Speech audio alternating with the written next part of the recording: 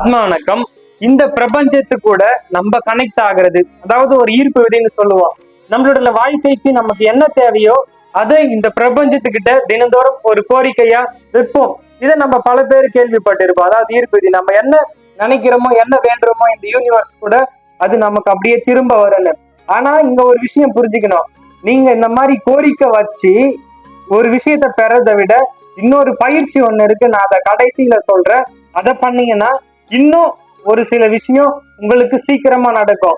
நீங்க என்ன இந்த பிரபஞ்சத்துக்கிட்ட, அதாவது எனக்கு இது வேணும் அது வேணும்னு கேக்குறீங்கல்ல, இந்த மாதிரி விஷயங்கள் சீக்கிரமா நடக்கிறதுக்கு ஒரு வழி இருக்கு.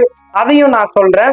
அதுக்கு முன்னாடி நம்ம ஒரு விஷயம் கேட்போம், அளவுக்கு மீறிய விஷயமும் கேட்போம், ஒரு அளவோட விஷயம் கேட்போம். நம்ம ஒரு விஷயம் கேட்கறதுக்கு முன்னாடி நம்ம இந்த பிரபஞ்சத்துக்கு நன்றி உணர்வோடு இருக்கோமா அப்படின்றத பார்க்கணும். நன்றி உணர்வுனா என்ன அப்படின்னு கேட்டீங்கன்னா, இப்போ நான் இருக்கேன், இப்போ இந்த நொடி நல்லா இருக்கு, என்னால 3 வேளை நல்லா சாப்பிட முடியுது, நல்ல உடை உடுத்த முடியுது, நல்லா பேச முடியுது.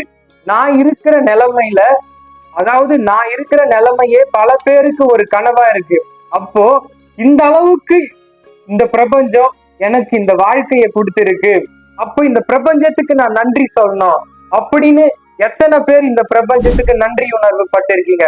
அதாவது நமக்கு கிடைக்குங்க, நம்ம இறை சிந்தனையிலயும் அந்த பிரபஞ்சத்துக்கிட்ட பேசி, அதாவது இறைவன் கிட்ட நம்ம பேசும்போது இறைவன் நம்மளை படிச்சுட்டாரு. இறைவனுக்கு தெரியாதா நமக்கு என்ன கொடுக்கணும்னு? அதே மாதிரி நமக்கு என்ன கிடைக்கணும்னு இருக்கோ அது கண்டிப்பா கிடைச்சாவுங்க. எல்லாமே கிடைச்சிருமான்னா எல்லாம் கிடைக்காது. ஒரு சில விஷயம் தான் கிடைக்கும். அதாவது நம்மளுடைய பிராப்த கர்மா, சஞ்சித கர்மா, இந்த 2 கர்மா இருக்கு. இந்த 2 கர்மா கேட்டபடிதான் நம்ம அந்த மிக உயர்ந்த நிலை போக முடியுமா, இல்ல நடுத்தர வாழ்வு வாழ முடியுமா, இல்ல ரொம்ப ஏழையா இருப்பாங்க. அந்த மாதிரி விஷயம்லாம் நம்மளுடைய கர்ம வினைப்படிதான் தீர்மானிக்கப்படுது. முதல்ல நம்ம நன்றி சொல்லணுங்க. அதாவது இந்த நொடி நான் நல்லா இருக்கேன், என் உடம்புல உயிர் இருக்கு, அந்த உலகத்துல இருக்கிற எல்லா ஜீவராசியும் நல்லா இருக்கு. இந்த மாதிரி ஒரு விஷயம் இந்த பிரபஞ்சத்துக்கிட்ட நம்ம பேச பேச சீக்கிரமா கனெக்ட் ஆடுவோம். அதாவது எங்கேயோ இந்த பிரபஞ்சத்துல எங்கேயோ ஒரு எனர்ஜி இருக்குங்க. நம்ம வேண்ட விஷயம் இந்த பிரபஞ்சத்துல எங்கேயாச்சும் ஒரு எனர்ஜி சின்னதா இருக்கும். அப்போ நம்ம இது வேண்டும் பொழுது என்ன ஆகும்னா, அந்த எனர்ஜி அது நம்ம ஃப்ரீக்வன்சி கூட கனெக்ட் ஆகி சீக்கிரமா அது ஒரு சில வருடங்கள்ல கண்டிப்பா நடக்கும். இந்த பிரபஞ்சத்துக்கிட்ட என்னங்க கேட்போம்? எனக்கு காரு வேணும், வீடு வேணும், பணம் வேணும், ஒரு நல்ல வேலை கிடைக்கணும், நல்ல மனைவி அமையணும். இந்த மாதிரி ஒரு 5-6 எண்ணங்கள் தாண்டி போறதே கஷ்டம். இவ்வளவுதான், இந்த சிற்று இன்பத்தை தான் கேட்போம். அதாவது நம்ம இந்த உலக வாழ்க்கையில என்ன சுகம் கொடுக்குதோ இந்த சுகத்தை தான் கேட்போம். அதை தாண்டி இந்த பிரபஞ்சத்துக்கிட்ட நம்ம கேட்க வேண்டிய விஷயங்கள் எவ்வளவோ இருக்கு. அதை நம்ம யாரும் உணர மாட்டோம். எத்தனை பேரு நீ எனக்கு வேணும் இறைவா, நான் உன்னை அடையணும், இந்த பிரபஞ்சத்துக்கு நன்றி சொல்லிட்டு இந்த பரபிரம்மம்னு சொல்லக்கூடியது அண்ட சராசரம். இந்த அண்ட சராசரம்னா இங்க இருக்கிற 84 லட்சம் ஜீவராசிகள், நம்ம ஒவ்வொரு சின்ன சின்ன நுண்ணுயிர்கள், இதெல்லாம் படைச்சது இருக்கு. அப்போ எப்பேற்பட்ட ஒரு சக்தி பாருங்க. ஒரு உயிர் இருக்கிற மாதிரி இன்னொரு உயிர் இருக்கிறது இல்லை. அப்பனா எவ்வளோ உலகெல்லாம் பரவ அளவிலா ஒளி செய் எனக்குள் இருந்து அருட்பெருஞ்சோதி. அதாவது இந்த உலகெல்லாம் பரவி இருக்கிற அருட்பெருஞ்சோதியே எனக்குள் இருந்து ஒளி செய் அப்படி நம்ம சொல்லும் பொழுது நம்ம அந்த இறை கூட சீக்கிரம் கனெக்ட் ஆகிறோம். நமக்குள்ள இருக்கிற அந்த அருட்பெருஞ்சோதி தூண்டப்படுது. இந்த விஷயம் ஏன் புரியறது இல்ல? நான் இன்னொரு விஷயம் சொல்றதா சொல்லியிருந்தேங்க. அதாவது நம்ம தினந்தோறும் இந்த பிரபஞ்சத்துக்கிட்ட கோரிக்கை வைப்போம், எனக்கு இது வேணும், என் வாழ்க்கையில இது நடக்கணும்னு. ஆனா இதெல்லாம் நீங்க அந்த மாதிரி கோரிக்கை வச்சு ரொம்ப நாட்கள் ஆகிறத விட இப்போ நான் சொல்ல போற பயிற்சியை நல்லா கவனிங்க. இதை பண்ணீங்கன்னா இன்னும் சீக்கிரமா நடக்கிறதுக்கு உங்களுக்கு பாசிபிலிட்டி இருக்கு. ஏன்னா இதை நீங்க பண்ணும் பொழுது அதுக்கான ப்ராசஸ நீங்க பண்ண ஆரம்பிச்சிடுவீங்க.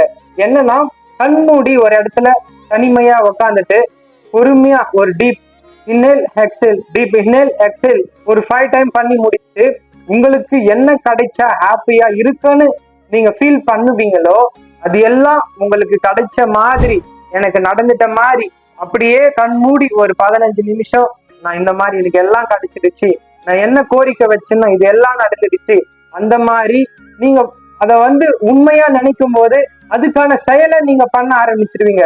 வெறுமனே யோசிச்சுட்டு அதுக்கான ஒரு செயலும் பண்ணாம இருந்தோம்னா அது எல்லாமே நம்மளுடைய தவறு தாங்க. அதாவது இறைவன் மேலேயே நம்ம தவறு சொல்ல முடியாது. நமக்கு என்ன வேணும்னு தெரியுது, அதுக்கான கோரிக்கை இறைவன் கிட்ட வைக்கிறோம். அதுக்கான ஸ்டெப்பை நம்ம கண்டிப்பா எடுத்தே தீரணும். அதாவது இப்படிலாம் பண்ணாதான் உண்மையே அந்த ஈர்ப்பு விதின்னு சொல்றது, இந்த பிரபஞ்சத்துக்கு கூட நம்ம கனெக்ட் ஆகுறது, இதெல்லாம் நடக்குங்க. நம்ம கர்மப்படிதான் நடக்கும். எல்லாமே கிடைச்சிடாது. எல்லாருக்கும் எதை வேணாலும் வேண்டிடுவாங்க. எல்லாமே கிடைச்சிடாது.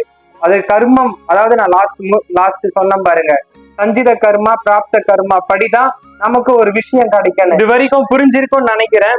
நான் என்ன சொன்னேன், அதாவது நம்ம எப்படி வேண்டது, எப்படி நம்ம மனசார அதை ஆத்மார்த்தமா நினைக்கிறது, இந்த மாதிரி விஷயங்கள் பலதும் உங்களுக்கு தெரிஞ்சிருக்கும், புரிஞ்சிருக்கும். புதுசா இருந்ததுன்னா இந்த வீடியோ மறக்காம உங்களுடைய friends and family circles share பண்ணிட்டு, இதே மாதிரி இன்ட்ரெஸ்டிங்கான வீடியோஸ் பார்க்க மறக்காம சப்ஸ்கிரைப் பண்ணுங்க காய்ஸ். தேங்க்யூ.